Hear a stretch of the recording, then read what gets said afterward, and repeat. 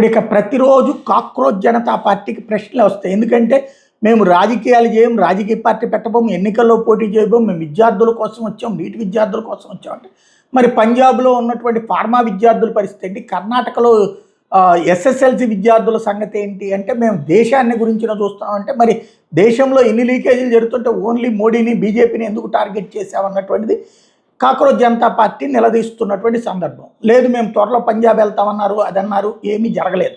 ఎందుకంటే పంజాబ్లో ఆమ్ ఆద్మీ పార్టీ ప్రభుత్వం, అసలు ఆమ్ ఆద్మీ పార్టీ వాళ్ళే వీళ్ళిద్దరూ కూడా ఆమ్ ఆద్మీ పార్టీని అధికారంలోకి తీసుకురావడం కోసం, బీజేపీ గవర్నమెంట్ని దించడం కోసం, యువతరాన్ని రెచ్చగొట్టడం కోసం ఏదైతే ఇప్పుడు కేజ్రీవాల్ క్రేజ్ పోయింది కాబట్టి కొత్త క్రేజ్ అభిజిత్ దుప్కే నేను ఈ సౌరభ్ దాస్ని తీసుకొచ్చారు. ఇప్పుడు జనం ప్రశ్నిస్తున్నారు, జార్ఖండ్ అంటే ఐఎన్డిఏ భాగస్వామి అయినటువంటి జేఎంఎం పరిపాలనలో ఉన్నటువంటిది, అక్కడ ఏదైతే జేపీఎస్సి జేఎస్ఎస్సి ఎగ్జామ్ ఇర్రెగ్యులారిటీస్ మీద పెద్ద ఎత్తున యువతరం ఆందోళన చేస్తున్నటువంటి సందర్భంలో అక్కడికి ఎందుకు వెళ్ళట్లేదు మీరు అని వాళ్ళందరూ గిరిజన విద్యార్థులు చివరికి తిండికి కూడా తిప్పలు పడుతూ కూడా వాళ్ళు ఉద్యమిస్తున్నారు రోడ్ల మీద.